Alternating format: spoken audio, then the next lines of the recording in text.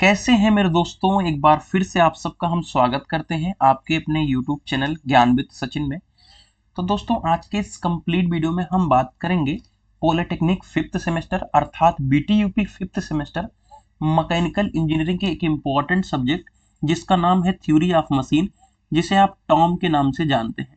ठीक है, हम टॉम के कुछ इंपॉर्टेंट क्वेश्चन अर्थात जिस तरीके से हमने वादा किया था कि टॉप 15 इंपॉर्टेंट क्वेश्चन की एक लिस्ट देंगे, जिसकी प्रिपरेशन आप कर लेते हो तो आपका बहुत हद तक काम हो जाएगा, लगभग 30 to 35 का स्कोर अचीव हो जाएगा। तो चलिए बिना देरी किए अपनी इस वीडियो की शुरुआत करते हैं। देखिए, थ्योरी ऑफ मशीन के हम क्वेश्चन के ऊपर आ चुके हैं जिनको हमने बना लिया है।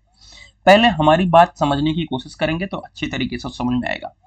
15 क्वेश्चन आएगा, हर क्वेश्चन 5 नंबर का होता है, यानी 75 नंबर का पेपर बनेगा। और आपको कितना करना होता है? आपको करना होता है 10 क्वेश्चन। ठीक है, यानी आपको 50 नंबर करने होते हैं, यानी हर एक में एक ऑप्शन रहता है।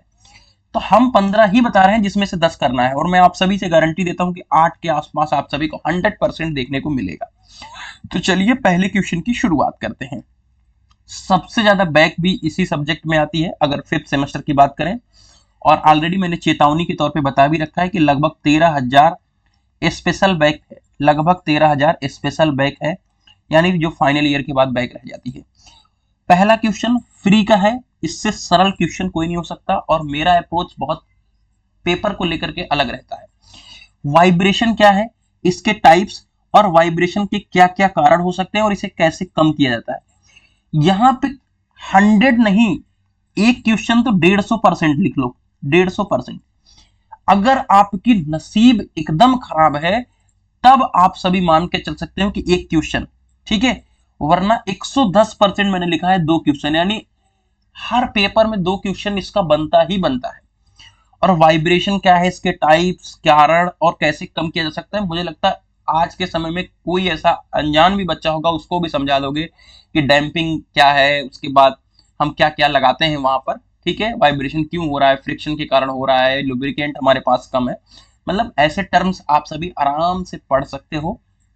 भाई मैं यही कहूंगा कि इसको लेकर के 10 नंबर को लेकर कोई भी बच्चा सीरियस नहीं है, और लेकिन जो मेरी बात को मान रहा है इस 10 नंबर को लेकर सीरियस रहो, क्योंकि अगर इसको आपने ढंग से 1.5 पढ़ने के अंदर रिप्रेजेंट किया तो कोई भी एग्जामिनर 8 नंबर से कम नहीं देना चाहेगा, उसको भी अपना नंबर लेकर कहीं जाना नहीं है, लेकिन आपको उस लेवल पर रिप्रेजेंट करना है इन दोनों क्वेश्चन को, और 8 नंबर यहां से फिक्स है। और मैं आप सभी से प्रॉमिस करता हूं कि 110% एग्जाम में आना ही आना है, मतलब 2025 में लिखा हुआ है। अगला हमारा है फ्लाई व्हील के सिद्धांत को समझाइए। फ्लाई व्हील का क्या सिद्धांत होता है उसको हमको समझाना है, और इसकी गति के उतार चढ़ाव गुणांक को बताना है। एक क्वेश्चन 100% आता है, यानी 110%, यानी एक क्वेश्चन तो फ्लाई व्हील का सिद्धांत आप पढ़ के चलो, और इसके गति और ऊर्जा के उतार चढ़ाव गुणांक को भी समझाना है। ठीक है भैया, ये एक चीज 100% मान लो, 100 नहीं 110% मान लो, यानी आपको 4 नंबर यहां से भी मिल जाएंगे। 5 नंबर का पेपर होता है, ये क्वेश्चन आप 100% पढ़ो, अच्छी तरीके से डायग्राम बनाओ और इसके उतार चढ़ाव गुणांक। अगर फ्लाई व्हील का सिद्धांत पूछ रहा है ना, तो उतार चढ़ाव गुणांक का भी डेरिवेशन यहाँ पे करके इसको दिखा दो, भाई लिख के ले लो, नंबर मिल जाएगा। जो चीज फिक्स है उसको क्यों नहीं पढ़ते यार। अगर उतार चढ़ाव गुणांक गुणांक पूछ लेगा तो वो तो आपका 5 नंबर बन ही जाएगा, लेकिन अगर सिद्धांत पूछता है, अगर बना दिए तो 4 नंबर तब भी तो फिक्स है। ठीक है भैया, इसमें और भी क्वेश्चन आते हैं, लेकिन जिसकी प्रोबेबिलिटी 100% की है उसको मैंने अभी लिख दिया है, क्योंकि हम टॉप 15 इंपॉर्टेंट क्वेश्चन बता रहे हैं। अगर आपने चैप्टर वाइज इंपॉर्टेंट क्वेश्चन नहीं देखा है तो आपको कंप्लीट जो चैप्टर वाइज इंपॉर्टेंट क्वेश्चन है वो ऐप पे मिल जाएगा, और ये टॉप 15 इंपॉर्टेंट क्वेश्चन का भी कंप्लीट क्वेश्चन, क्योंकि इसमें 7-8 क्वेश्चन ही रहेंगे, और वो आपको कंप्लीटली कहां पे मिल जाएगा, आपके ज्ञान विद सचिन एप्लीकेशन पे। आइए आइए हम अगले क्वेश्चन की तरफ चलते हैं आपको लेकर के। एक एक या भिन्न तल में, एक तल में पूछ सकता है या भिन्न तल में पूछ सकता है, बहुत बड़ा डिफरेंस नहीं आता। किसी भी द्रव्यमान को संतुलित करने की विधि का वर्णन करना होता है। ठीक है भैया, अगला है out of balance. Out of balance को समझाइए। अब मतलब क्या है मेरे प्यारे साथियों, या तो ये पूछ लिया जाएगा और या तो ये। 100% नहीं, यहाँ पे 110% लिख दो। दोनों को मिला के हमने 100% लिखा है, लेकिन मैं यही कह सकता हूं कि दोनों को मिलाकर के एक क्वेश्चन फिक्स है, यानी इन दोनों को पढ़ने से आपके 4 नंबर हो गए, यानी 8 4 12 4 16 नंबर।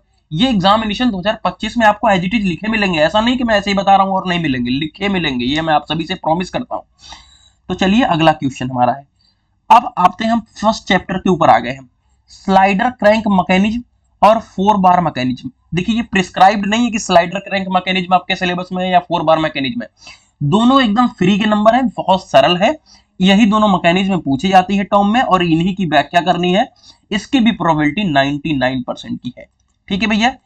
और अगला है, निम्न पर संक्षिप्त टिप्पणी करिए, link higher pair lower pair. ठीक है, ये क्वेश्चन 100% आएगा और ये आप सभी को 5 नंबर देके जाएगा। अगर पूरी तरीके से डेफिनेशन लिखते हो तो इन दो डेफिनेशन तीनों में से कोई पूछेगा और 5 नंबर देगा, अगर डायग्राम के साथ आपने रिप्रेजेंट कर दिया तो।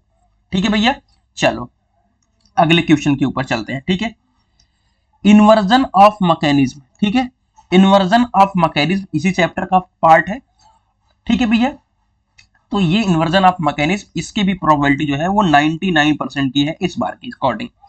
बाकी आप क्वेश्चन जो भी आगे हैं उनके टेक्निक अप्रोच सब आप एप्लीकेशन के माध्यम से प्राप्त करके अपनी तैयारी को बहुत जानदार तरीके से कर सकते हैं।